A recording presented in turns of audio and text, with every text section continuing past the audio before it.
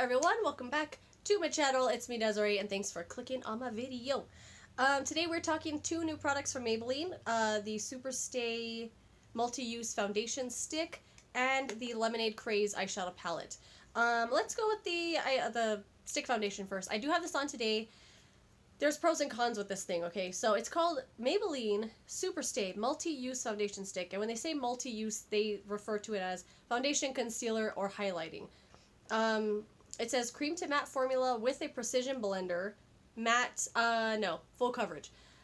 So the precision blender, I really think they added this on just to kind of make the customer think it's worth the price. So it's only a quarter of an ounce, it's 0.25 ounces.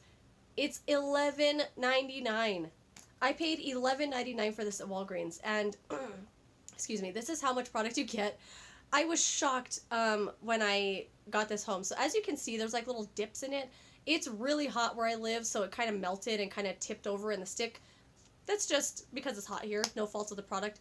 This I really do think they added on just so you would say, hey, I get a free sponge. It's really hard. It does not work to blend the foundation out. It kind of just moves it around your face. But definitely still go in with a damp sponge. I find a damp sponge works better than a brush with this because it is so thick and it takes some time to blend out.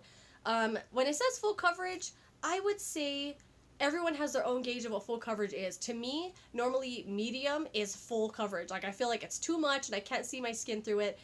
But this is like something special is going on with this foundation here because it is gorgeous. It is a perfect shade match for me. I have the shade Natural Ivory. I love this. I didn't put any, every time I use this, or I have used it, I have it on today, I'm not wearing any extra concealer. The only concealer I do have on is the inner corner, like the Tarte CC corrector that I use every day to cover up the dark circles. But as far as concealer on my face, normally I would still go under the nose, on the upper lip, chin, right here on these dark spots, and on my forehead. I don't use any concealer when I use this. The coverage is so good. It does say it's matte, but I would say it's not fully matte. It's not matte how I know matte to be. I would say, I don't even want to say it's satin. I would say it's right in between. Like it's not all the way 100% matte, which I appreciate because I was kind of afraid of using it for that purpose. It has been really hot here, like I said, and it doesn't break down. I have a lot of redness around my nose because if you can tell, I have a cold. Blowing my nose like crazy. I do put this all in this area too, and I feel like you could still see a little bit of redness through here, but I also have like dry skin there because blowing my nose so much, and I didn't go over that area too much because putting foundation on top of dry skin never really looks that great. So this part here doesn't really have a lot of foundation, but the rest of my face, I freaking love this stuff. I don't think I'm going to repurchase it because it's very expensive for the amount that you get. But it reminds me of the Cover FX Click Sticks. I don't know if you remember those. Oh, my neck. My neck hurts when I turned it just now. Hopefully I grabbed the foundation. Yes, I did. So this is the foundation stick that believe it or not, this is a full size from Cover FX. It's $18. They did discontinue these, unfortunately, but these were so awesome. They all went on sale for $9, which is a heck of a better deal, so I did buy one. This is how much foundation you get in the stick for 18 bucks.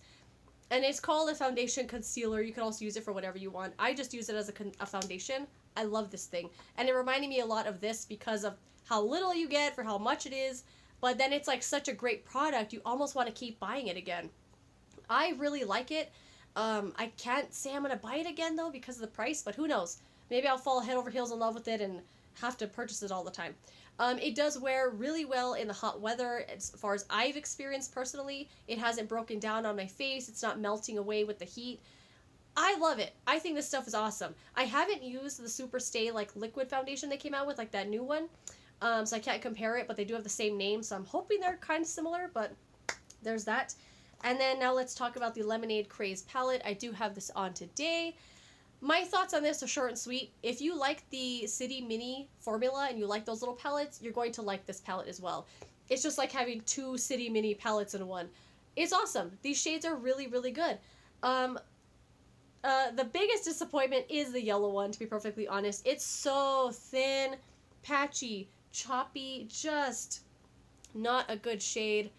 It dusts away, like how it blended away just now on my hand, it will do that on your eyes. I have not been able to get this to stay on my eyes in a way that I like.